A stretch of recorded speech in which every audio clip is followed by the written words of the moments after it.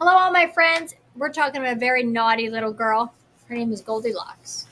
And what I want you to do about this story is to tell me what happened in the beginning. At first, what happened, and then what happened. I'm sorry. Then what happened, and at the end, what happened. So, three components or three portions of the story.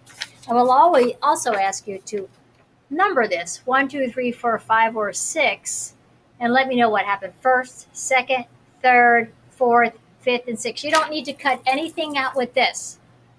Just number it one, two, three. On this one, you are going to cut it out. You're going to cut out down here and glue it in order. So it's all about this naughty little girl named Goldilocks. No one I know is naughty like Goldie, right? You're all very kind people and you listen to your parents all the time.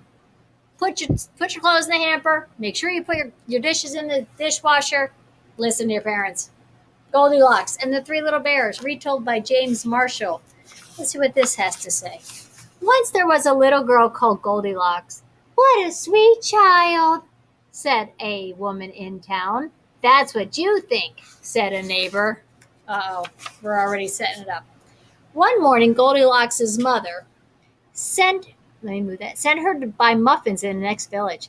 You must promise not to take the shortcut through the forest, she said. I've heard that bears live there. I promise, said Goldilocks. But to tell the truth, Goldilocks was one of those naughty little girls who do exactly as they please. This says, shortcut, very risky. Do not enter. Don't go here. Meanwhile, in a clearing deeper inside the forest, in a charming house all their own, a family of brown bears was sitting down to breakfast. Patooey! Cried old Big Papa Bear. This porridge is scalding. I burned my tongue. I'm dying! Cried Baby Bear. Now really, said Mama Bear, who was of medium size. That's quite enough. I know. Why don't we go for a spin while the porridge is cooling? Excellent, said Mama Bear. So they got on their trusty old bicycle and off they went. Tra-la! A few minutes later, Goldilocks arrived at the bear's house. She walked in without even bothering to knock. She went in their house and didn't even knock on the door. On the dining room table, there were three inviting bowls of porridge. Don't mind if I do, said Goldilocks, helping herself to the biggest bowl. You know where this is going, don't you? But the porridge in the biggest bowl was much too hot. Patooey! Cried Goldilocks, and she spat it out. Next she tasted the porridge in the medium-sized bowl, but that porridge was much too cold. Then Goldilocks tasted the porridge in the little bowl, and it was just right. Neither too hot nor too cold. In fact, that she liked it so much that she gobbled it all up. Feeling full and satisfied, Goldilocks thought it would be great fun to have a look around in their house. Right away she noticed a lot of coarse brown fur everywhere. They must have kitties, she said. In the parlor, a parlor is a fancy word for living room.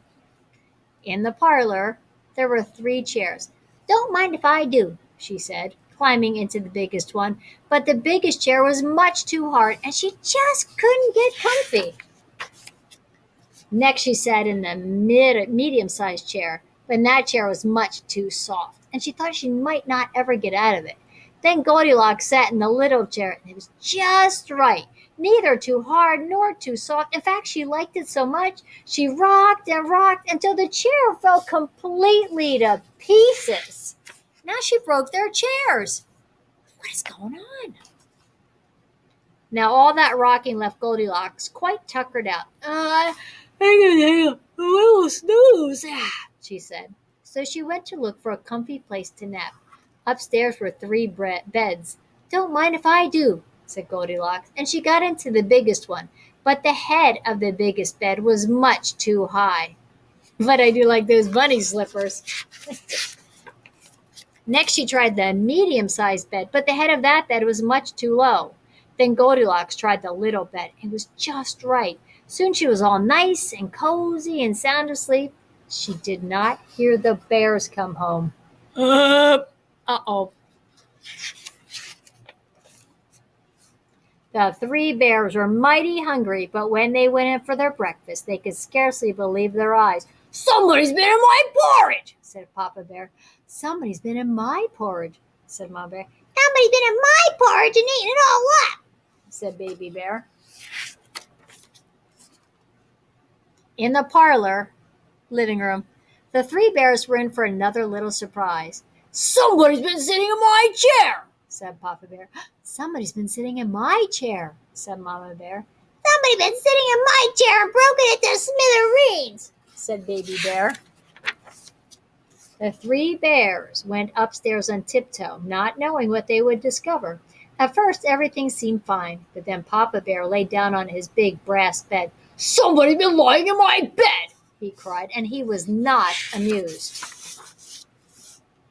"Egads," said Mama Bear, "somebody's been lying in my bed." "Look," said Baby Bear, "somebody's been lying in my bed, and she's still there." "Now see here," said Papa Bear. Goldilocks woke up with a start, and her eyes nearly popped out of her head. But before the bears could demand a proper explanation, Goldilocks was out of the bed, out the window, and on her way home. "Who was that little girl?" said Baby Bear. "I have no idea," said Mama Bear, "but I hope we never see her again." And they never did. She was really naughty, wasn't she? So you have to tell me what happened in the beginning, the middle, the end. There's an awful lot in here, but I bet you can think of it. Goldilocks. Then you have to put this in order and cut and glue in order. You don't need to color it. Hope you have a great day, and make sure you listen to your parents. Don't do a Goldilocks. Nope, nope, nope, nope. Have a good day.